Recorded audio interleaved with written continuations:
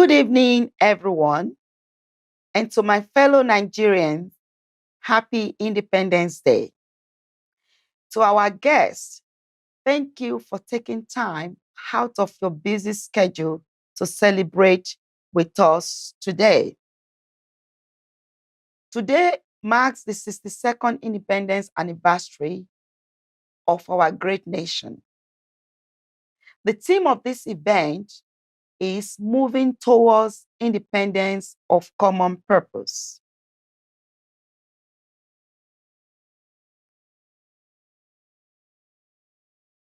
Looking at the past, the present, and the future. The past being before the independence of 1960, at independence of 1960, and after the independence of 1960. The present is the today's reality, meaning the reality that is facing our great nation, Nigeria. And our future is moving forward. Where do we go from here? Before independence, people and culture, just as it is today, the Nigerian culture was multi-ethnic, with the largest one being formed by Hausa Fulani, Igbo, and Yorubas. Different ethnic groups with different ethnic languages. We have about 250 of those languages. Our culture was mainly expressed through traditional languages, dance, music, literature, and behavioral patterns. During the colonial era, some of the British culture were imported into Nigeria, such as English outfit. So what is the takeaway? No sense of superiority of one culture or ethnic group over the other. Peaceful coexistence among different ethnic groups. Interrelationship and harmonious dealings among different ethnic groups.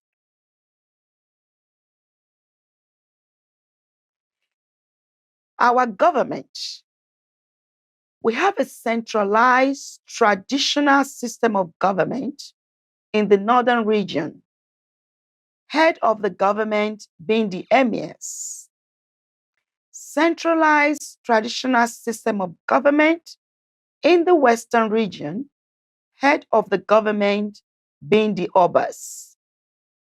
The centralized traditional system of government in the eastern region.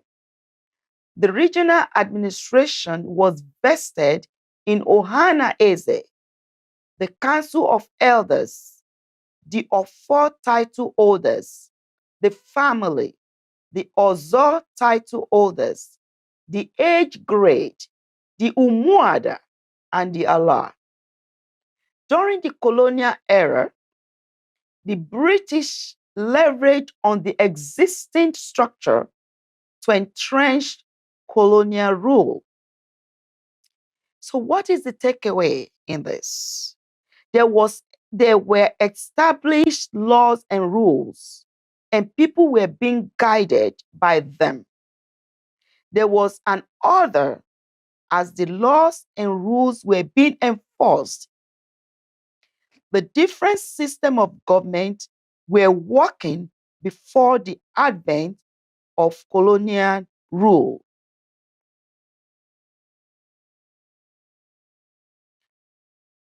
Our economy.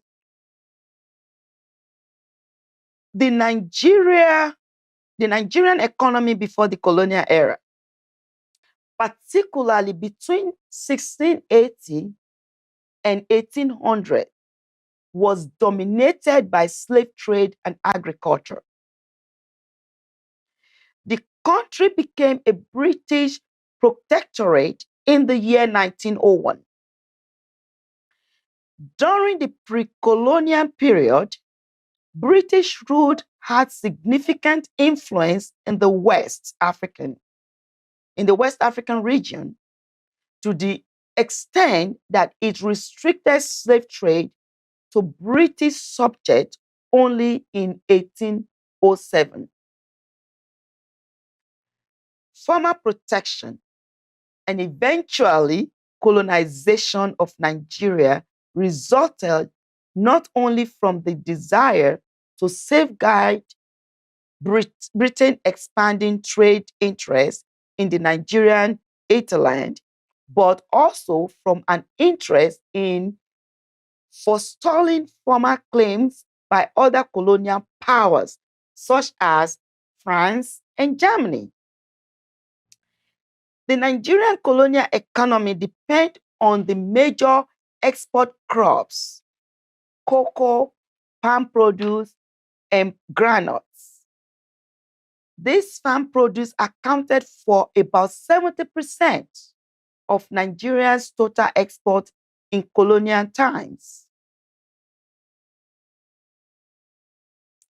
While colonialism brought infrastructure and technological development to Nigeria, it was also a form of extreme exploitation. For instance, the colonial economic policies in Nigeria discouraged indigenous industrialization, but promoted export crop and mineral production to feed the British factories. What is the takeaway? Before independence of 1960, the Nigeria economy was mainly agrarian. There was some level of growth in economic activities and infrastructure to aid general commerce, e.g., roads and railway. The economy was largely export-oriented, likened to production economy. Here are our heroes. May their souls rest in peace.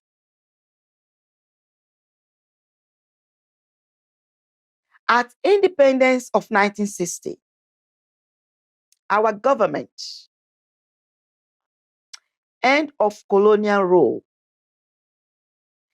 the destiny of Nigeria was now handed over to Nigeria.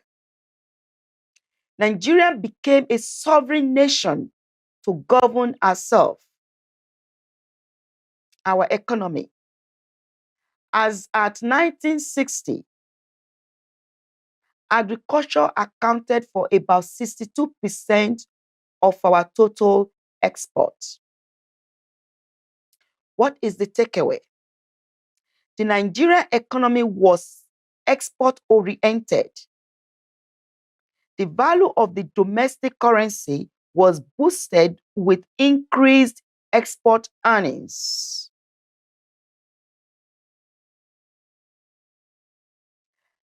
Agricultural activities dominated the economy through the period of the independence till 1973 and 1974.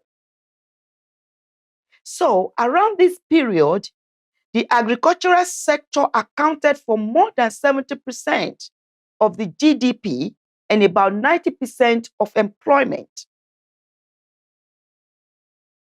Now, between 1960 and 1970s, agriculture supplied about 90% of the total food in the country, which led to very low level of food importation. So food importation was about 9% in those periods. As at 1995, I hope you all are following me, because this is the reality that is facing our nation today.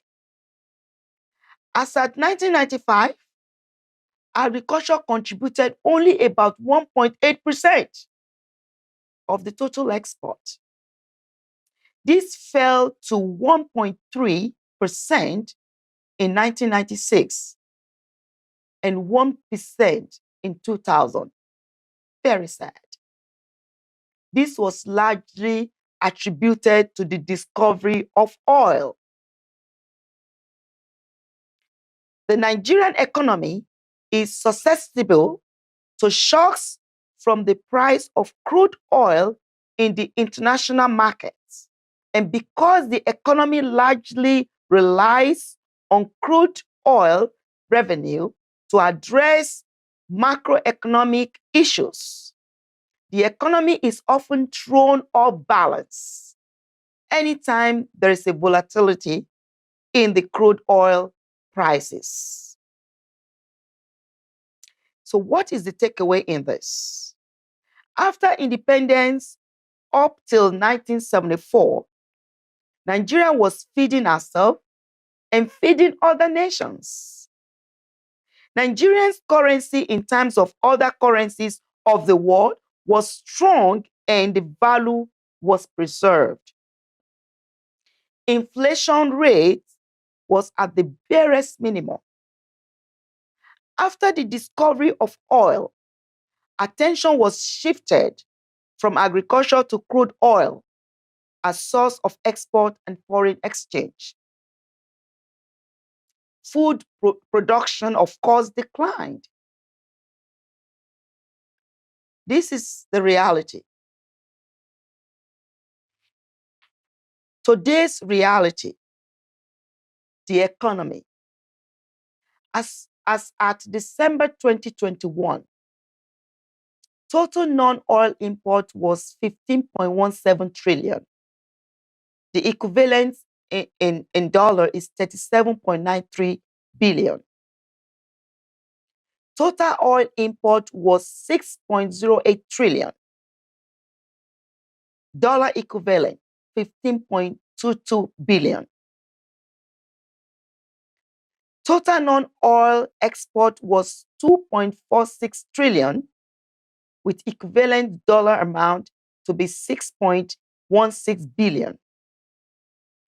The total oil export was 16.73 trillion, dollar equivalent 41.84 billion. Our total foreign exchange earning from non-oil is 13.45%. And the total foreign exchange earning from oil was 86.55%.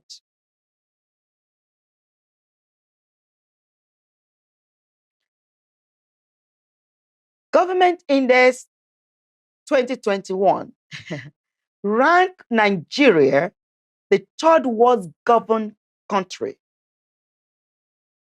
Corruption Perception Index 2021 ranked Nigeria 154 out of 180 countries the most corrupted nation. We are ranked 154 out of 180 countries. Corruption Perception Index. Global Terrorism Index 2021. The sixth most terrorized nation in the world. This is very sad. As of August 2022, the inflation rate is 20.52%. And unemployment rate is 33.3%.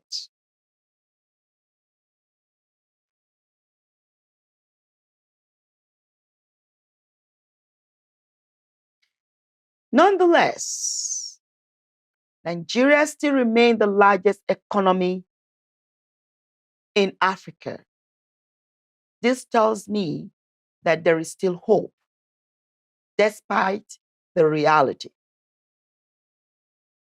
Total nominal GDP in 2021 was 176.07 trillion. The total real GDP, same year, 2021, was 73.38 trillion. which is $183.47 billion in dollars. Our current population as of September 2022, before the celebration of this 62nd independent anniversary, was 217,401,641. That is the reality that is facing us in Nigeria.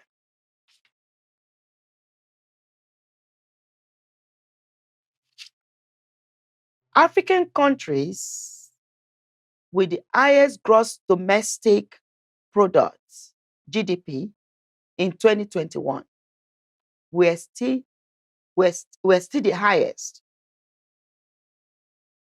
in Africa. So this is really encouraging, and we can be hopeful. So what am I trying to bring out of this? What is the takeaway?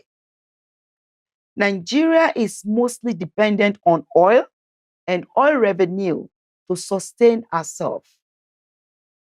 The economy is import dependent and poorly managed. Bad leadership and governance at all levels. Nigeria is one of the most corrupt nations. Corruption is prevalent at all levels of government, and no convincing political will to tackle this. Nigeria is struggling to feed ourselves. Nigeria is ranked one of the most terrorized nations in the world. Nigeria has mismanaged our population growth to become a threat as against workforce opportunity. The population is growing. The population is growing higher than the GDP,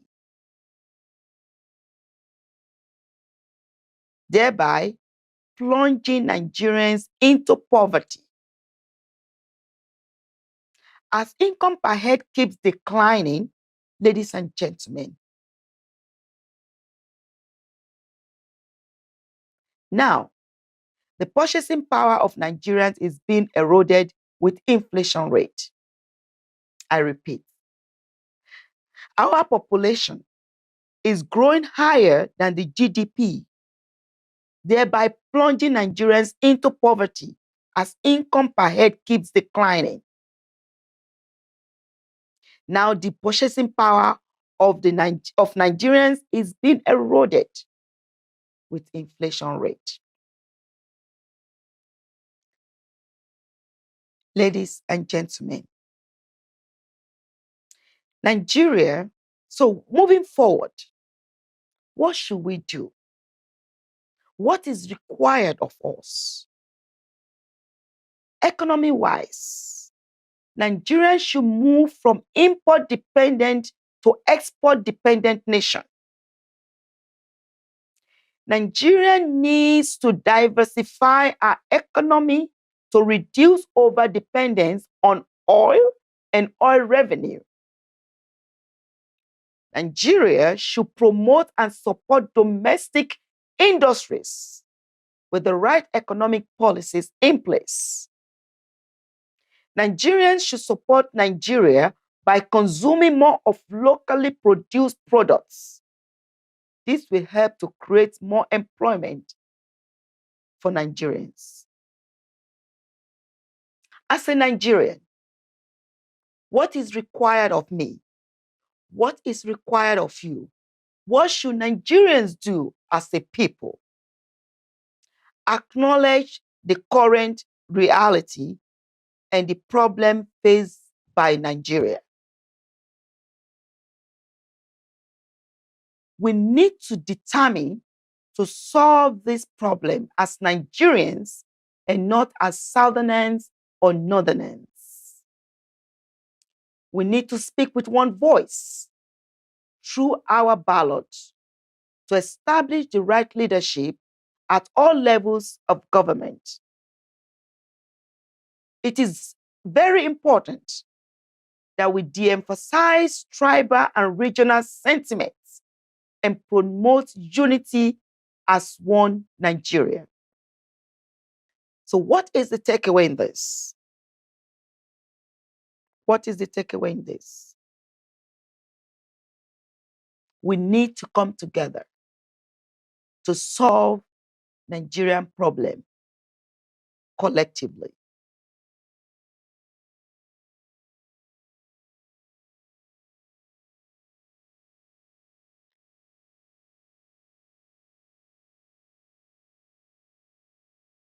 So, my concluding remarks. With all this reality being unveiled this evening, should we then blame the colonial master for the current state of our nation? Certainly not. We don't have any excuse whatsoever, my fellow Nigerians. Nigeria became a sovereign nation 62 years ago. Our destiny was handed over to her 62 years ago. So, nothing has happened to Nigeria for the past 62 years without our consent. Therefore, ladies and gentlemen, if anybody is to be blamed for the current state of Nigeria, it's Nigeria herself. Therefore, it is high time we all come together as Nigeria to fix Nigeria problem. I appreciate your time, and I honor you guys, and I am humble to unveil this reality. And I hope this reality will be an eye-opener to all Nigerians. Thank you so very much for your time. God bless Nigeria. God bless Africa. And God bless United States of America. Thank you.